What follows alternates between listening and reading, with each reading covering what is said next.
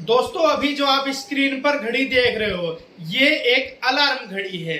इस अलार्म घड़ी को अगर आपने टाइम रहते या टाइम पर बंद नहीं किया तो यह आपके असली नोट को काट देगी, क्योंकि इस घड़ी को चलाने के लिए इसमें असली नोट डाले जाते हैं।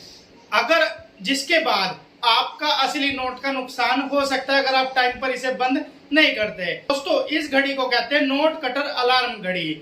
दोस्तों इसीलिए कहा जाता है टाइम इज मनी। ऐसी रोचक जानकारियों के लिए चैनल को सब्सक्राइब कीजिए, वीडियो को लाइक करके हमें सपोर्ट कीजिए।